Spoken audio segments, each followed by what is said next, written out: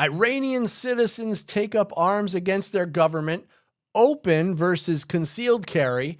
HOA KARENS in Florida are trying to rewrite the Second Amendment. And our very special guest, Charlie Cook. This is The Loaded Mic, and I'm Dan Watts.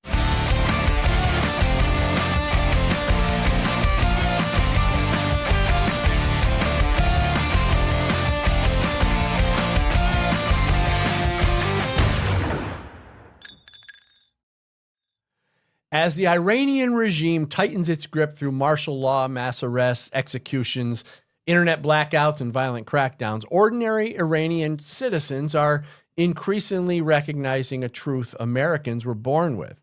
An unarmed citizenry is a population at the mercy of whoever holds the guns. Reports from international outlets describe growing armed resistance movements, weapons training, and citizens attempting to organize against a brutal authoritarian regime. Now, that should matter to every American, because while the people of Iran are discovering the desperate need for firearms in the hands of citizens, Democrats in the United States continue working overtime to restrict, regulate, and ultimately eliminate the private firearm ownership of their own fellow citizens here at home. If the enemy of freedom are those who want to disarm you, how should we categorize Democrats? The contrast is stunning. In America, anti-gun politicians tell law-abiding citizens they don't need AR-15s. And in Iran, citizens facing tyranny are learning exactly why they do. Our founding fathers understood something modern progressives refuse to acknowledge or admit, that freedom is not given by government. Freedom survives because the people retain the ability to resist force with force if necessary. Now, that's the entire point of the Second Amendment. The 20th century alone offers horrifying examples of what happens after governments disarm their populations. The anti-gun left insists the government should be the sole holder of force. Now, that alone should terrify every freedom-loving American. The idea that citizens should surrender their ability to defend themselves while trusting politicians, street liberals, and angry anti-gun lobby moms completely defies both history and common sense. Iran is proving this in real time. So we're going to talk about this and many other things with He Believes the World Could Be a Much Better Place If People Weren't So Dumb, John Chiara. Yeah. And Massachusetts Second Amendment watchdog and the host of Riding Shotgun with Charlie, Charlie Cook. All right.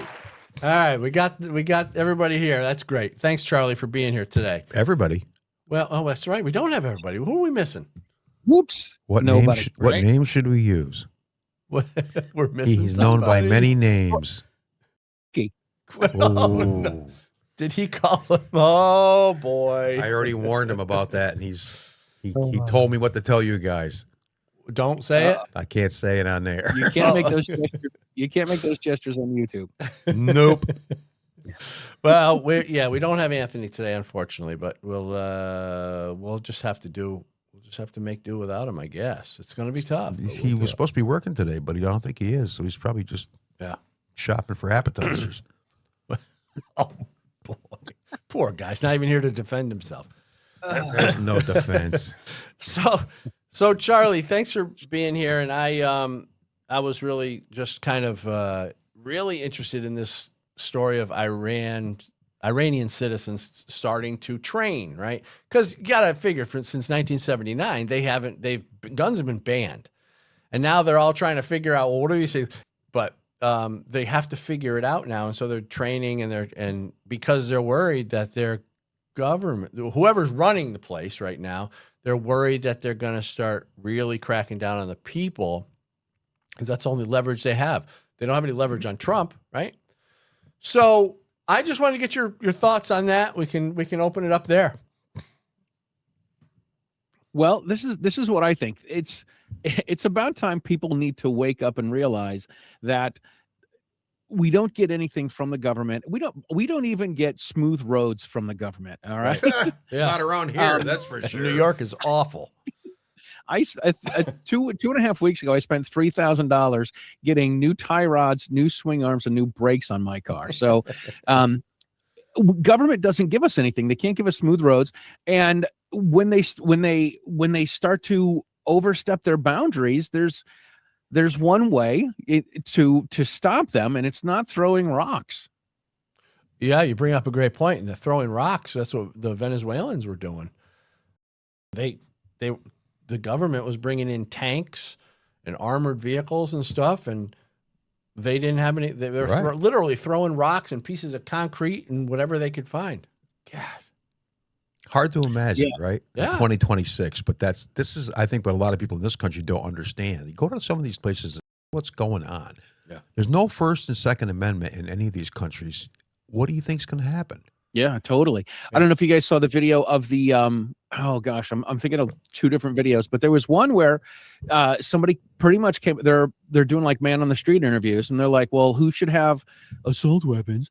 And they're like, well, those are, AR-15s are weapons of war. And they're like, well, then, if the people have to fight the government, then shouldn't the people have weapons of war? And they're like, well, yes, but no, but yes, but no, but they should, but they shouldn't. And you could see this, you could see the smoke out of this guy's ears. Well, yeah, I remember there was a clip. I don't have the clip to show you right now, but I remember it was Jerry Nadler, the Democrat. Lovely. Yeah. He was questioning someone. I forget who it was. And they were talking about the Second Amendment. Oh, I think he was questioning, oh boy, I can't think of his name. I can picture guy him. from Texas, congressman or senator, congressman, not Beto. It was the guy that served in the military, right? No, it wasn't. I don't think it was Ted Cruz, and it wasn't the other guy there, the Crenshaw. There was another guy, and he looked like, if we're thinking of the same clip, he looked like a big, burly, strong dude that looked like he was in the military and went out and kicked ass. And he's like, I need to be able to protect myself from the government. I need to be able to protect my family from the government because the government can't be there. Yeah, and if this is the same person, same interview we're talking about, Jerry Nadler said, so you're going to take up arms against our military? And it was a question that, you don't want to actually come out and say it, but the answer is yes, if necessary. That's why the Second Amendment was written. So you, Jerry Nadler, better, just be more supportive of the Second Amendment, because the real question is the government going to take up arms against the people? Well, there you go. Yeah. Good point. But we've gotten to a place in society where, it's taboo to even think about some of the values that our founding fathers started the country with. Like, yes, if and when the government becomes tyrannical and takes over, and like Charlie says, is start taking up arms against the people, then yes, the people have the right. It's written right there in the Second Amendment, and it was written in the Federalist Papers, the whole reason why the Second Amendment was written. And yes, we have the right. That's why we have the Second Amendment. Yes, so the people have the right to take up arms against a tyrannical government. That's why it was written. These left-wing politicians shouldn't be surprised when people come out and say it.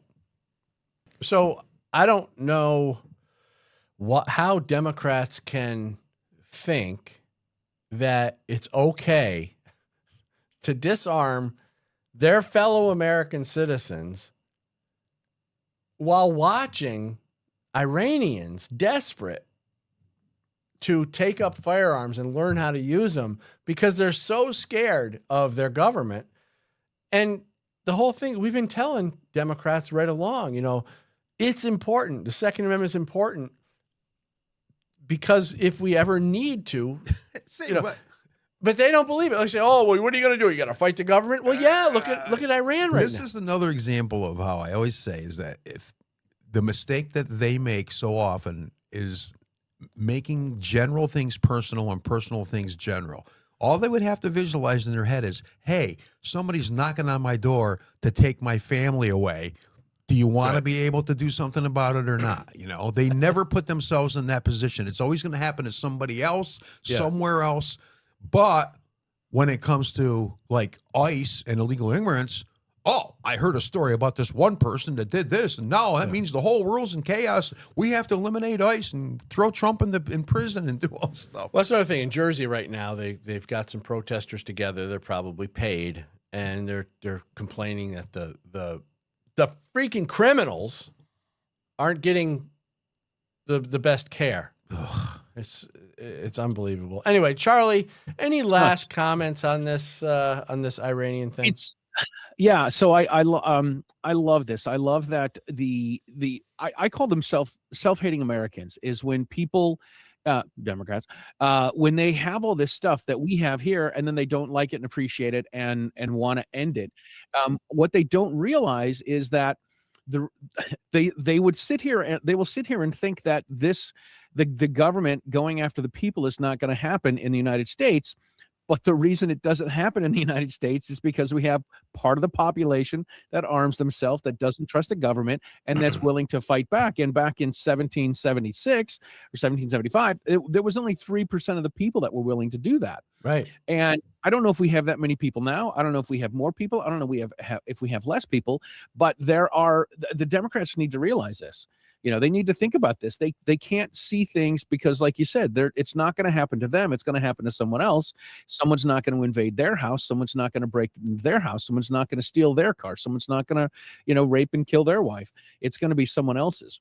The other thing that I liked here in the article is when you use the phrase "street liberals." I'm like, I don't really know what a street liberal is. I made that up because they are. I call them street liberals because they are the ones that are out there acting like fools with their stupid signs. Can't answer any questions. No, they can't answer any questions. Anything, They're dumbasses. They're street liberals. I love the videos with the female and black conservatives out there asking people on the street questions, and they're just clueless. I'm asking you what your sign. Can you give me one right that's being denied to you by Trump? No. Right. There are lots of rights. Just give me one. No. Or then they'll say something like, all you got to do is watch the news. Anyway, Charlie, go ahead. What were you saying? I saw one this week where somebody had this old white guy was standing up. He had a sign and one of the words was spelled wrong. They're retarded. What does this mean? Oh man, they're nuts. They're off their rocker. They're nuts. You're right. They're nuts. They're brainwashed, and I think they're retarded. I really do. I think they're mentally incapacitated in some way. Just to think the things that they do and to support the causes that they have, it's just great. Hey, let me get to one of our sponsors real quick, and then I want to go to some stuff that Charlie wanted to talk about. You want to know who's fighting for your gun rights? Gun Owners of America. Now, GOA is the No Compromise Gun Rights Group, so I urge you to become a member at gunowners.org. What have they done? Well, GOA secured a preliminary injunction against the ATF pistol brace rule. GOA members submitted a record 85,000 plus comments opposing the ATF's universal registration check rule. They helped enact permitless carry in Nebraska and Florida, and GOA secured victories in California, Illinois, New Mexico, New York, Oregon, Pennsylvania, and Virginia. Plus, they won 2 legal victories against the ATF's zero tolerance policy. And GOA fought to overturn Joe Biden's ban on funding hunter education, shooting sports, and archery in schools. So with the constant attacks on our Second Amendment, we often ask ourselves, what can I do about it? Well, this is what you can do. You can become a member at gunowners.org and help us save the Second Amendment. So anyway, that's that. Let's wrap up this whole Iranian thing, because I know Charlie wanted to talk about some stuff going on in his home state of Massachusetts. Go ahead, Charlie. Take it away on this shot spotter stuff.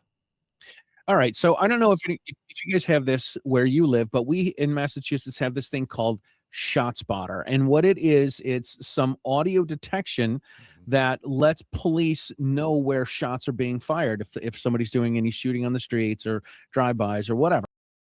I guess they can determine where the action is within a minute from the shots being fired. And a minute is a long time, but let's say it's pretty quick.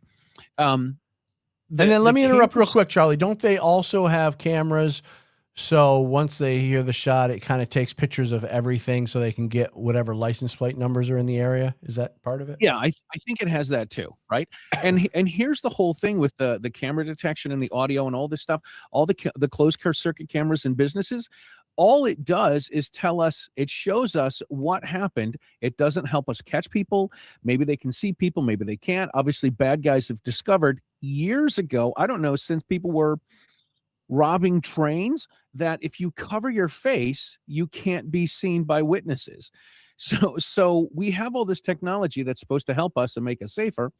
And and I want to remind everybody, there was a shooting on Memorial Drive in Cambridge about 2.5 weeks ago, where a guy who was a convicted felon, a drug addict, and just got out of a mental institution, he went out, got a gun, said he wasn't going back, which is code for this is it, right? I'm going right. down, and everyone's coming with me. Yeah. He also said he wanted to start going by his shooter name. He went on Memorial Drive in Cambridge, right on the Charles River on the other side of Boston, and fired off somewhere between 50 to 60 rounds. I think he shot about a dozen cars and ended up shooting 2 people. Yeah. The people that stopped this were an armed citizen who just happened to be a Marine and a police officer. Now, I heard someone else say this, so I can't take the credit or the blame for it, but they were pointing out that being a veteran is a wide swath of areas of things that people can do. Like my grandfather was in the Army back in World War II. He was a cook, right? And every day, every weekend, I was at my grandpa's house. He would make pancakes for us for breakfast because this is what he did in the military. So there were no stories of, and I know they're a different generation, but there were no stories of, heated battles or anything like this. It was, he was in the kitchen making food. And I think at one point he was in Wisconsin planting trees, but he was in the Army and he's a veteran. And, they had somebody, when he passed away, in the late 90s, they had someone that did the 3-gun salute or whatever. So God bless him for that.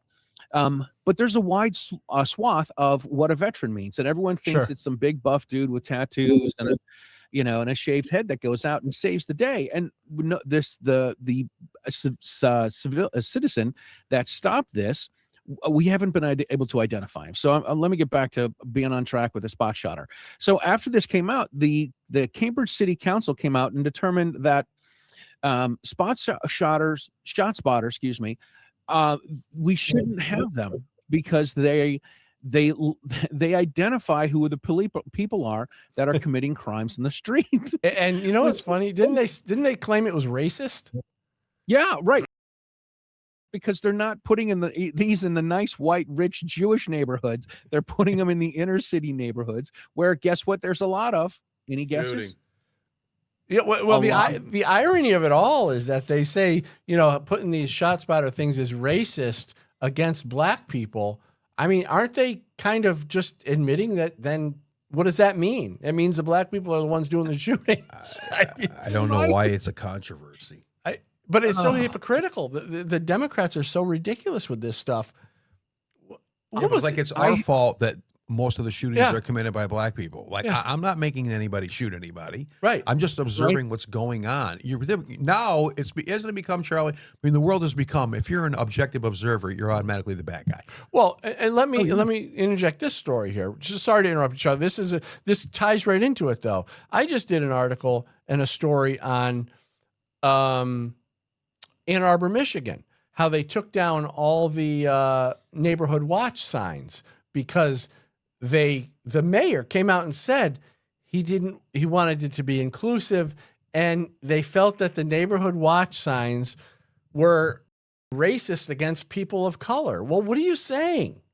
What exactly are you saying? Isn't that similar to the other thing where they took some signs down and they were accused of being transphobic because they didn't want trans people cruising around? They took down the cruising signs or something in some city. It's just crazy. That was in LA. That was the Corolla talked about this. Right. Adam Corolla. He's like the no U-turn signs are homophobic because the gay people used to go to this neighborhood. They'd go down this road. They'd make a U-turn. They'd have sex in someone's in someone's yard while they were sleeping. And then that makes them homophobic. What a bunch of idiots. We're dealing with idiots. Like, if you know what the deal is, this if you're intoxicated and you're having relations with a portly woman. I don't want that in my neighborhood either. I don't want that in my front yard. I don't want my kids waking up in the middle of the night, going to the bathroom in the yard. I remember one time we live not too far away from a big concert venue. And one morning we found this, out in our front yard, we had this a bench seat. And one morning there was a guy sleeping on it. I guess he was all drunk. At your house now, or you? Yeah. And probably got dropped off. He probably got, because it was kind of far away, but it was like we woke up and like there's this guy sleeping on the bench in our front yard, and I went out there and scared him off and said, basically, get the hell out of here. What are you doing? Oh, I'm sorry. And he left. But yeah, so imagine, okay, so that's bad enough, but imagine, like, as Charlie says, having somebody having sex with some portly woman. That's a good term. Not that there's anything wrong with it. Portly. Right. This is true. Not that there's anything wrong with that, but it's not something you want to see. No, it's not. Oh, so anyway, Charlie, so they're opposing the shot spotter, correct? Yeah, they're opposing the shot spotter because it's racist and it lets them know where the crime is. Now, here's the whole, and they're like, the government's watching us too much. And that's where I was like, well, I'm kind of on your side there. The government is watching you a little bit too much, but they're watching us everywhere.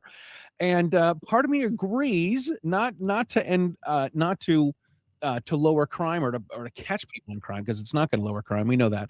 But to catch people, because I don't think the government should be watching us everywhere we go. And when it's driving down the road, and when you hear that the police are going to put in the speeding things, the speeding traps, and they're going to just ticket you. The government's got too much. They're watching us too much already. So there's part of me that's like, yeah, we should probably take those down, but it's really, we're taking them down in your neighborhood because there's a lot of crime in your neighborhood, because we want to try to catch these people that are committing crimes, but now you're encouraging people to commit more crimes, and you don't want any way for us to try to catch them. Yeah. It was funny. Last week I came home and my girlfriend reaches down the table and she holds up 4 cards and goes, pick a card, any card. And I picked them, and they were all notices for me speeding through the school zone where they just put up 20-mile-an-hour signs and cameras on both ends. There were actually tickets for you? Oh my God. Yeah. I was going 21 the one time because I was watching my speedometer and the light flashed. 4 of them. So now I don't go that way anymore. You know what I mean? How can you? I mean, you go broke. Dude, my car idles at 20 miles an hour going through that section of town. There's no, and I think the cameras aren't even turned off when they're supposed to be. They're supposed to end at a certain time of day, Unfortunately, I hate to be the downer here, but I think the idea of us not being on camera everywhere we go, I think that ship has sailed, and I don't see I don't see us ever unwinding that. Well, so how much has society changed because everybody has cell phones and taking videos of everything that's going on in the world? Yeah, I mean, 30 years ago you could do stuff and nobody would ever know. Thank God. Yeah, or you could live out on a farm. You could live out in a rural area where there's no cameras. But yeah. But Charlie, when I read this article, I thought the same kind of thing. I'm like, the cameras are one thing. Yeah, I don't really agree with that. But then again, the libs don't want it because they're racist. Racist. Ridiculous. These people are unbelievable. Oh my God. Oh God. Right. So I guess if you really want to think about it, they're trying to say that everyone should have cameras in every neighborhood to watch everybody all of the time. Right. Because then that wouldn't be racist, right? Yeah, right. We're putting the shot spotter in the rich, wealthy towns where there's no crime. Well, that's a big fact, right? I mean, I just saw the video again the other day about how the United States is like 3rd in gun violence in the world, but if you take out the 6 biggest cities, we're 183rd or something. You can take out 3 of the biggest cities. You can take out, I think it's Chicago. I thought Newark was in there, and DC is one of them. You take out those cities, and we're nowhere in the near the. And so you have to look at that picture, and you have to say, okay, so I wonder why the Dems keep these places so violent, because they can still, they can use that. And they do. They use those statistics It's a tool. to push for gun control and all this stuff. If you were to take out, literally, if you were to take Chicago out and DC out and whatever, pick any 3 Democrat-run cities. You take those out and the rate of violence goes down. They've got no argument, but they keep putting governors in there and mayors in there that keep perpetuating this violence. I believe partially to get votes and pander to the left wingers. Right. But I also believe that they understand this level of violence is good for them to push for more gun control laws. Ultimately, they want gun control laws. They want a gun registry and confiscation because they know that if they ever do get into power again, they will act on those confiscations. It looks that way to me. Look what Mandami's doing. And I thought we don't have a video of it, but he's actually saying right now in New York City, Kami Mandami, that if they're trying to pass a law where if they don't believe that the landlords are being responsible with their buildings, they're going to take the property, put them into their own trusts, and give them, have them basically communist run property, steal your property.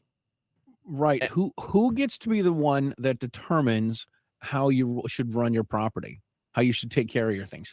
Who is the one that determines this? Because when Hochul was first anointed and appointed, they were getting rid of Cuomo, who was like grabbing some woman on an elevator, and then they were going to be like, hey, if you're getting a gun, we need to look at your social media to make sure that you are a moral person.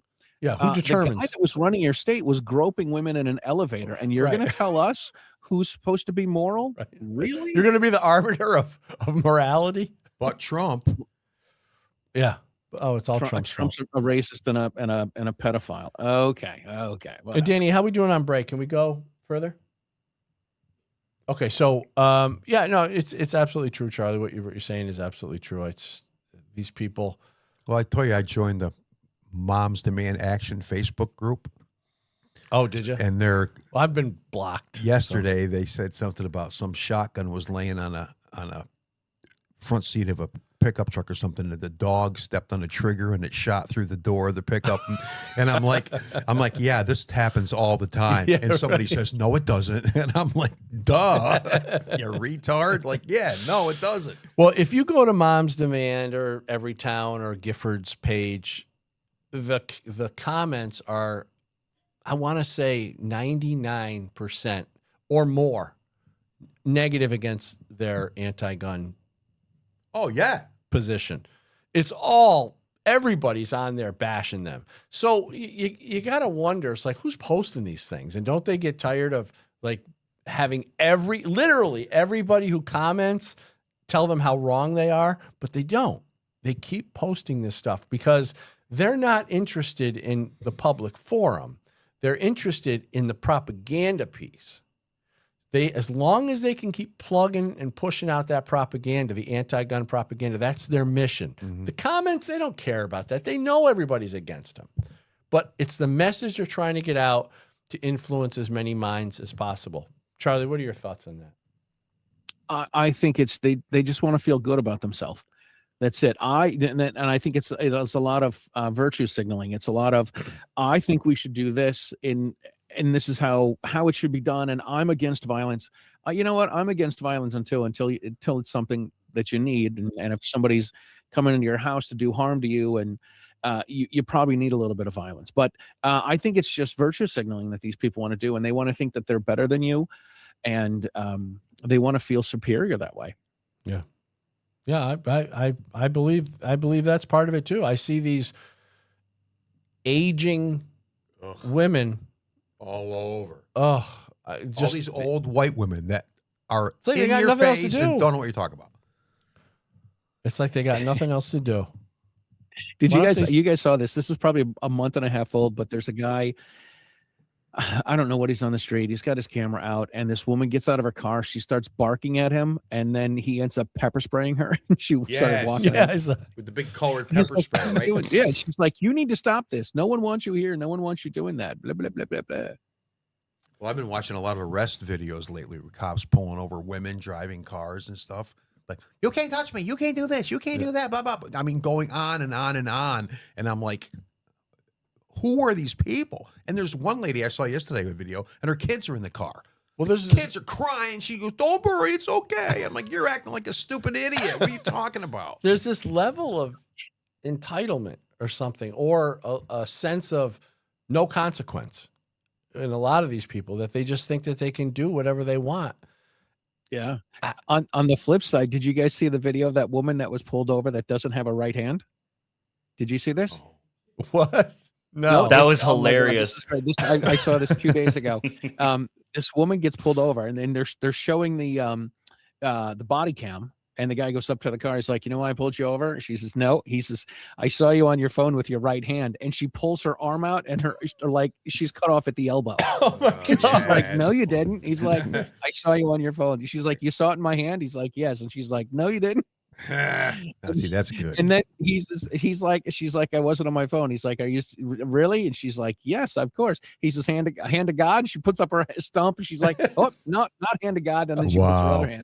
We should all get fake ones of those. So what did he do? Did he let her go, or did he? No, he was going to write her a ticket, and then she was going to, go to court and fight it. Jeez, and that would have been a good video. The video has him saying, I saw you with a phone in your hand, your right hand. And she's like, I don't have a right hand. Oh my gosh, that's crazy. That is crazy. Well, hey, listen, why don't we take a short break here? And we're going to be back with Charlie Cook, and we've got a lot more stuff. We got a lot more to talk about, stuff that you won't even imagine. Right back after this. The Cali Key removes your AR from the definition of an assault weapon and lets you keep your rifle with all its features, avoid registration hassles, and transport in hostile jurisdictions. The Cali Key also lets you hunt in jurisdictions like Pennsylvania and enhances long-range precision shooting. Cali Key's expert legal opinions empower informed decisions, and sales help grassroots Second Amendment organizations. Cali Key is your tool to keep and equip your AR, empower yourself, and defend your civil rights. Our founding fathers saw them coming over 200 years away. That's why they wrote the Second Amendment. Join us in the fight to preserve your gun rights and stop unconstitutional gun control. Gun Owners of America is the country's only no-compromise gun rights organization. Not only do we inform and educate, but we bring the fight to court and win. Your God-given right to keep and bear arms is our top priority. Become a member today and help us take back America. Join us at gunowners.org. All right, so we're back, and Charlie, I wanted to talk about this. I'm kind of jumping ahead here, but I wanted to hit this story because it's important. We're talking about a lot of Karens. We're talking about a lot of people who really shouldn't be sticking their nose into certain things, but they do anyway. This story is from our friend John Crump over at AmmoLand. Talks about the Port St. Lucie Homeowners Association regarding its recent ban on firearms in common areas. So the association's policy is not allowed under state law, specifically Florida Statute 790.33, and could prompt the Attorney General to take legal action against the AOA. Well, what it is, in a formal letter sent on Thursday to Tradition Community Association, Attorney General Uthmeyer informed the HOA that its rule prohibiting firearms in shared spaces directly conflicts with Florida statute. The statute protects the right to keep and bear arms. The policy applies to all residents, guests, and contractors. It covers common areas such as parks, trails, recreation space, and gathering facilities. Earlier this month, the Tradition Community Association notified residents that firearms would be prohibited in common areas. The ban applies to both open carry and concealed carry of guns. The rule does not exempt concealed carry permit holders. So A lot of crime in those areas? Like, what's going on? That's even beside the point. That shouldn't even matter. Go ahead. Maybe they need some shot spotters. Maybe Exactly. Out in the woods on that hiking Cambridge, path. right? Cambridge has some for sale. But right, they can't use them anymore because they have too many liberals in their state. But the point to all this is that Florida just went through some new legal Second Amendment legal challenges. It's opened up the Second Amendment in a lot of ways. One of the ways is that you can now open carry. And Florida is a constitutional carry state where you don't need a permit.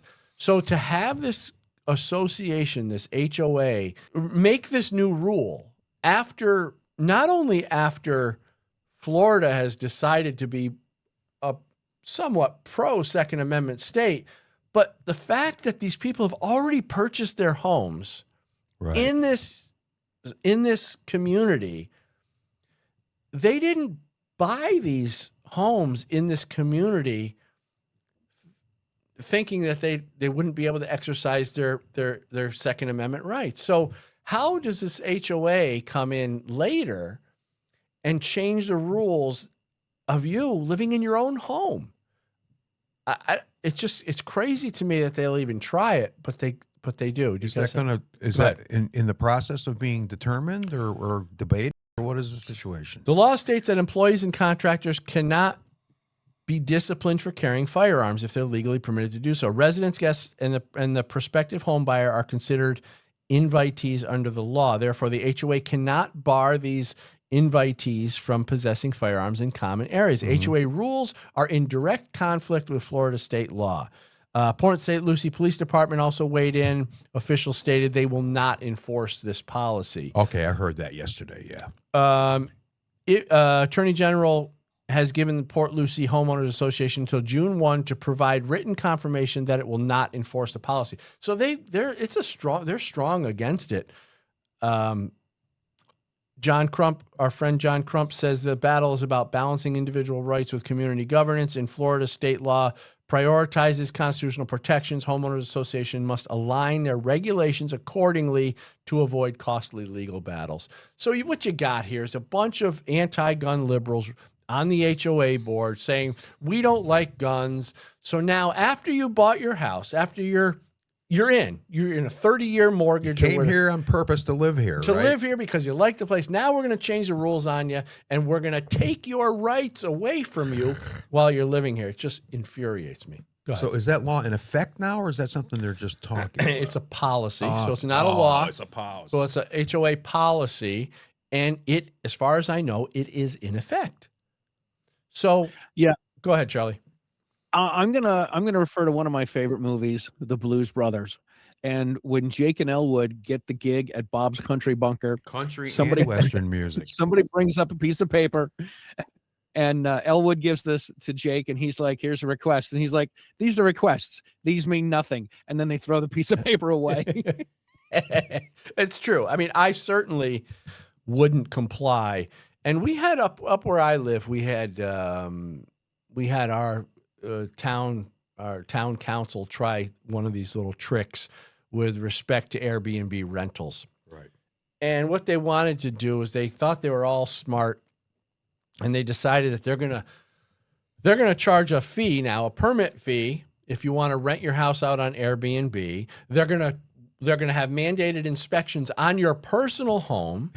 They're going to have requirements that you got to meet, and you have to put them on as additional insured on your insurance policy. Because of course, if there is an issue, they want to be off the hook. So they want to control your personal property and not be responsible and collect a fee. I was so infuriated. We went down to the town hall, gave them hell, and they didn't pass the. I wouldn't pay any attention to it anyway, just so everybody knows.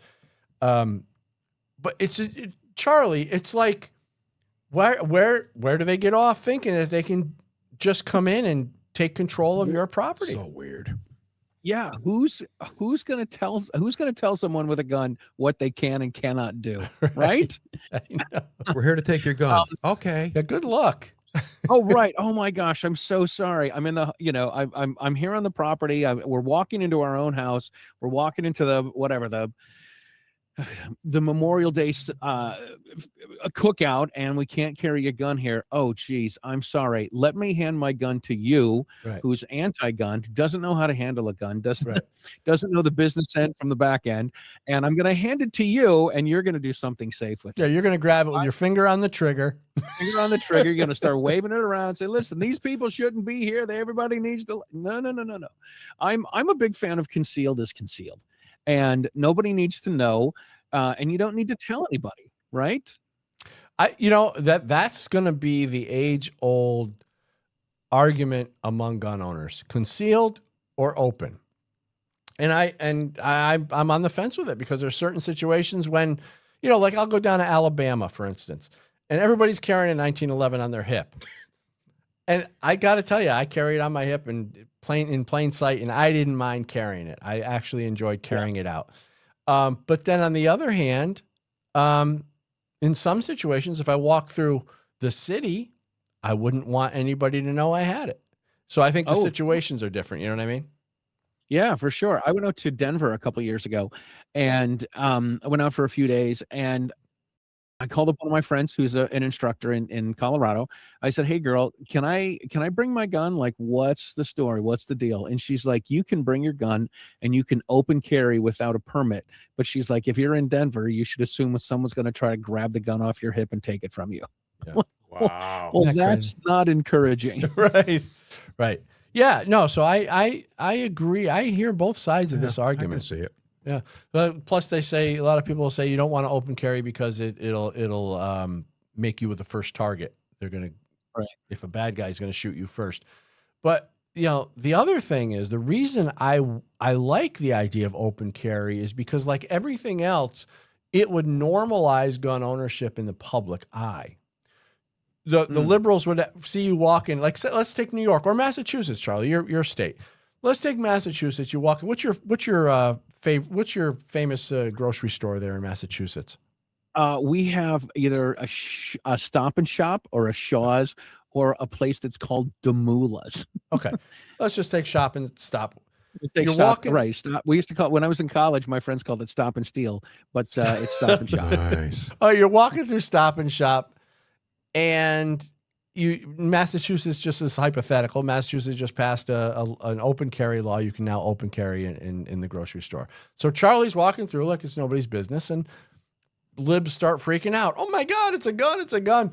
They get all freaked out. They see Charlie with a gun on his hip. Well, okay, that might happen the first week or two. And then if everybody started doing it, even the liberals would start to see a gun. Oh, they see, oh, there's another gun. Okay, it's not a big deal. They have an open carry law now. Okay, so we'll just kind of, and the point is it would normalize gun ownership in the eyes of everybody, including these weirdos, these liberals. So that's the reason I'd like it to be passed. Go ahead.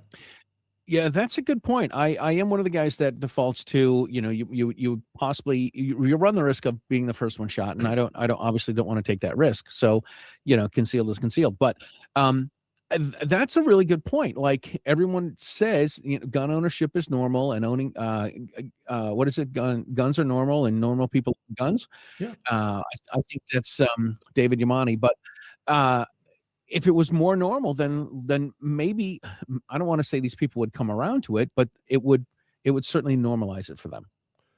Yeah, yeah, and I, just like here's an example. Remember when COVID started, when they started the COVID fear campaign? You first saw somebody wearing a mask. The first time I saw somebody wearing a mask, I'm like, look at that freaking weirdo, But within a week or two, everybody's wearing masks. And it was normal. And that's how quickly something that is so ridiculous, like wearing masks in public because of a virus, can be normalized. In the case of firearms, it should be normal because it's in our Constitution. Forever. Our founding fathers, it's what the country was built on. I think a few weeks, 2, 3, 4 weeks of open carry, and it will start to become normalized. And then you can choose to conceal it or not, whatever. But I like the idea of normalizing it because what it does is now it makes it a valid part of our culture the way it should be. What are your thoughts on that? I think it's interesting. I'm thinking to myself, we've got the Gay Pride Month. We've got what are the other months we have? We've Black got all History these Month. months. We don't need the Gay Pride Month. We need the Gun Pride Month. That's right. Where everyone open carries. Yeah. Yep. Like, and it's interesting. I here in New England, there's a message forum that's called northeastshooters.com, and there's people get on there, and there's classifieds and gun stuff, and I remember a bunch of years ago reading on there that somebody was in Western Massachusetts. They're like, you know what, man? I open carried at a Dunkin' Donuts in Western Massachusetts, and nobody said anything. And I'm like, that's great. Why don't you go to the Holyoke Mall and see how that works? Because you're probably going to get yourself shot, Yeah. And it was a little bit of virtue signaling that, hey, I'm better than you, and I'm going to open carry, and it's not a big deal. Open carry is legal in Massachusetts, but no one does it because we got a bunch of liberal wackos that'll freak out when they see someone carrying a gun that doesn't have a badge on them. Yeah. Well, I think somebody should start doing it. You should go on a road trip.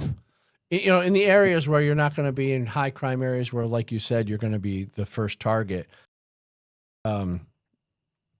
It's going to take us to do it, I guess. And we can't do it in New York yet, but hopefully we'll be able to do that soon. But oh my gosh, 7 or 8 years ago, didn't somebody have an empty holster protest? Do you guys remember this? No. I remember this. This is 7 or 8 years ago, maybe even longer. What they said is they wanted everyone to open carry an empty holster to essentially virtue signal to other people that, hey, I'm a gun owner. Yeah. I'm in here disarmed, but I want everyone to see that I've got a gun. I've got a holster on my hip, and I'm a pro gun guy, and I'm not going to be the guy that robs you and attacks you and pushes you down and steals your car, or That's fill in the pretty blank. interesting. Well, it goes to that concept where let's interesting. normalize this, but we need everybody to get on board. So, will this happen? I don't know. If everybody can kind of collectively get together on this idea, I think it'd be a good movement. I mean, look at the ridiculous movements they do on the left. I mean, you got everything from Black Lives Matter to all this tranny stuff to all sorts of insanity. They seem to gather and collect and push their mission collectively pretty well. And why can't we? So I agree. Let me get to one of our sponsors real quick. Speaking of guns, as we often do, this device, the Cali Key, removes your AR from the definition of so-called assault weapon. Did you know that when so-called assault weapon ban lists are created, they exclude manually operated bolt-action firearms? So just by dropping this Cali Key into your direct impingement AR in place of your semi-automatic BCG, you'll have a bolt-action rifle that falls outside the definition of assault weapon. You don't need to do anything else. So give the Cali Key a look, because with it, you could retain all your rifle's features, avoid registration complications, revive your black rifle sales as an FFL, regain the ability to do private party transfers, legally transport across hostile jurisdictions, hunt with your AR in areas like Pennsylvania, enhance long-range precision and quiet or suppressed shooting. Cali Key has state-specific expert attorney opinions on its website and supports grassroots Second Amendment organizations with its sales. Cali Key's mission: to empower customers and claw back our civil liberties. So go to CaliKey.com and use the discount code LOADED. All right. So, So Charlie, where were we? We're on open carry versus concealed carry. Any last comments? No, that's it. I mentioned the open holster, I think it was called, empty holster protest. Yeah. Maybe we could get something like that going where we can say, hey, listen, you know what? Rarely are we the crazy lunatics that you think we are. Very rarely. Very rarely. Like so rarely that you will probably never encounter it in your life. I got to, we joke, but actually, the truth is I feel so much more comfortable around conservatives, and even more comfortable if they have a gun on their hip and I know they're carrying a gun. I don't know, because I know this mindset. The crazy leftists, I don't get it. I don't understand them. They concern me. I don't think they're all there mentally. And so anyway, what do you think? I hear you. I dig it. I dig it. All you I need- do. I'm much better friends with the with my conservative and libertarian minded friends, things are much easier, easier to talk to, easier to get along with, easier to ask for help. Hey, I need a ride. Hey, I need help with something. Can you help me out? Yeah, absolutely. Let's do it. Yeah. There's not a lot of restrictions and requirements. I had a friend of mine last week. She's like, next week I'm doing something up at the SIG Academy, and I got a friend coming in from out of town, and my friend's coming in on Thursday. So my local friend, she's like, hey, I need a ride on Thursday. I said, okay, what time? And she's like, I said, I'm supposed to pick up a friend at 2:00. And she's like, I need to be somewhere at 3:30. I'm like, well, come to the airport with me, and then we'll go pick up my friend, and then we'll go drop you off at where you need to go. And then, everything will get done. And she's like, well, no, we can't do that. Oh, okay. Well, you come up with a better plan. Can't do that. Well, Charlie also had another interesting thing you wanted to discuss, and I wanted to get to it before we run out of time here. This was an article in Bearing Arms by our friend Tom Knighton, and it's Massachusetts lawmakers taking a brave step to deal with non-issue of armed drones. What are we talking about here? This is great. This is the whole non-issue. Like, they're making an issue out of a non-issue in Massachusetts. We've got to be the first ones to ban armed drones. I didn't know they were a thing. Yeah. Well, that's like in Jersey, they were trying to ban 50 caliber guns or something because they could take down helicopters. How many people in Jersey are shooting down helicopters? Come on. Right. I mean, when was the last time somebody took out a 50? Zero. Sorry. Somebody used a 50 cal to take out an airplane. Oh, was it World War II? Maybe, I don't know. Yeah, exactly. Was it a tail gunner guy that I used to know? Yeah, right. So Massachusetts wants to. They've already signed legislation. I think it passed through that said that if there are drones that have guns that are attached to them, which aren't sold to civilians, they're sold to. Take a wild guess who they might want to sell these to. The government. Oh, the government. Right. They want to sell them to the government, and there's nothing like this that's marketed to civilians, but Massachusetts again, and we need to be the first ones to ban nonsense. We need to be the first ones to ban a non-issue issue. Well, you know what? Just because of my defiant nature, I want to strap a handgun to my drone. I could probably create my own. It's possible. I'm sure you could. What? Okay, so let's look at this from a Second Amendment perspective. How do we approach this from a Second Amendment perspective? I want a drone with a gun with that can fire, that can shoot rounds. Go ahead. Yeah. Why shouldn't I have that? Well, I can imagine, especially if the government's got it. Well, I can imagine it being really useful for like big landowners and farmers and stuff like that. I mean, yeah, they can't patrol all their property. The drones, their cattle. Yeah, their cattle drones. And their property for sure. You know who might want to find wolves, something like coyotes? Is Spencer Pratt, because he's had a bunch of people go after him since he decided to run for was it mayor of Los Angeles? Yeah, mayor of Los Angeles. And he doesn't have a place to live, but people have gone out and threatened him. So he might want to have a drone that's got a gun on it. Follow him around. One of those remote control cars that just follow him around wherever he goes, flying over his head. Yeah. That'd be great. Yeah, absolutely. That'd be awesome. Well, now I got the idea. Now I want to try to create something. All right. But can we buy these, Charlie? What's the deal with these? Are they actually? I don't think. I think if there are drones that have guns on them, I don't think they're sold to civilians. Walmart. I think you'd have to rig something up yourself and make it on your own. But of course you can't. I don't know. Can you 3D print it? I was just listening. I think I was listening to Cam Edwards yesterday, and he was saying that they want to try to make it illegal to have anything that if you have a 3D printer, it's going to be illegal unless it has something to block you from printing guns or gun parts. Oh, so it'll identify gun software and it'll block it then, right? Something that's infringing on your Second Amendment and your First Amendment, because now you have something that has the printed word and the 3D printings of First Amendment if you have a schematics of how to print something else. So would that be different in states that are you don't need a permit and are open, for anything? Can you make your own? Would that be a federal restriction? Would that be a federal restriction or? That would be a good question. I don't know. Well, I just saw another today about a guy saying, he goes, no, if you have a New York State driver's license, you can drive in all 50 states, no problem. If you have a New York State pistol permit, forget it. It's up for grabs, right? Don't go east.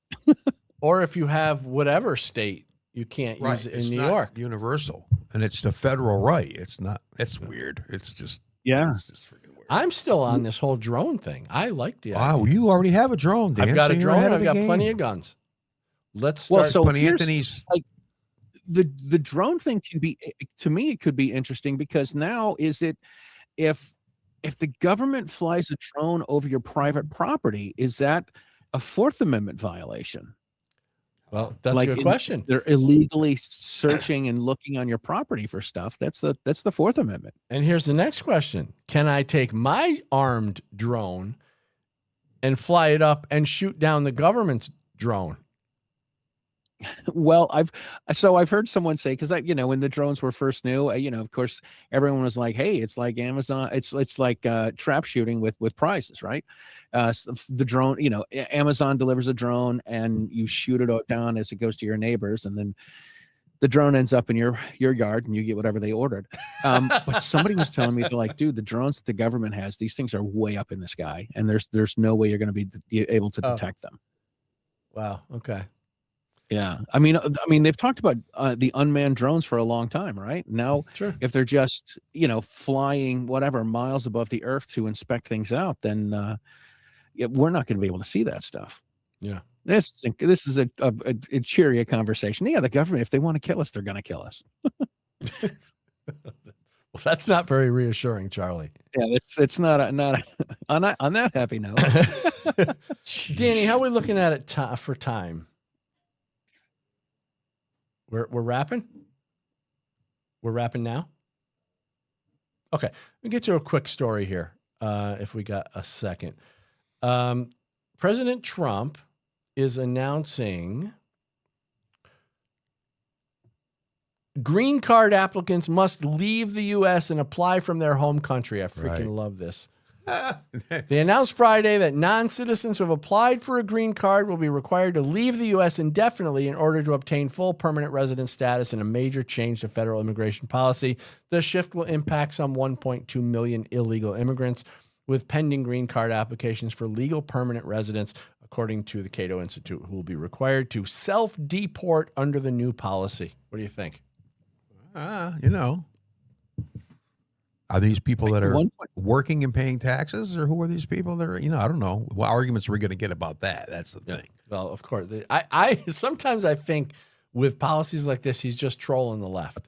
Well, he's just pushing it a little further. A good friend of mine just told another good friend of mine, he goes, "I told you years ago," he says, "don't take Trump literally, but take him seriously." I'm not that I agree with everything he might want to do or whatever, but we don't really know that because we don't have the information. So, but yeah. Oh, somebody told me yesterday, he told us to drink bleach. I'm like, are you a freaking retard? What is wrong with you? They are retarded. Jeez. If they believe that stuff, it's These so are insane. These are the Tide Pod eaters, right? Yeah, right. Yeah. They've grown up now. Now they think Trump tells them to drink bleach. Oh, I also heard today on the way up here in the news that bleach. DeSantis is trying to pass a bill to eliminate property taxes in Florida on like 60% of the people that are there. Yeah, well, they're already there's already no state income tax. Right. I don't think you should have property. It's just my personal opinion. There should be no property tax. I bought my house. I bought the land that it's on. Leave me the hell alone. Let me own my property, right? You never really Especially if own you're anything. retired and you're on fixed income and they keep raising your taxes up. What are you going to do? All right, this show is really starting to piss me off. All right, we got to go. Charlie, thanks so much. Where can people find you? Oh, man, people can find me at writingshotgunwithcharlie.com, on YouTube, on Rumble. I'm actually putting shows on Rumble more regularly because I've had a couple of issues on the YouTube. You can find me on Armed Lifestyle. We just had an issue of Armed Lifestyle magazine drop. That's a free resource for people. They can find me on News 2A. I saw that John was wearing his News 2A shirt, so awesome. I love that. And you can also find Writing Shotgun with Charlie on AmmoLand as well. So I'm trying to keep up, trying to keep going, just trying to catch up with you guys. Well, thanks, pal. We're going to have you on more often, I think. That is cool. This is a good setup. I like yeah, this. I like having Charlie around. Excellent. Thanks, Charlie. And thank you for watching on Rumble, YouTube, all our podcast platforms. You can also catch us on the Spreely Network at Spreely.com. My name's Dan Wass, and remember, the Second Amendment is not a privilege. It's your right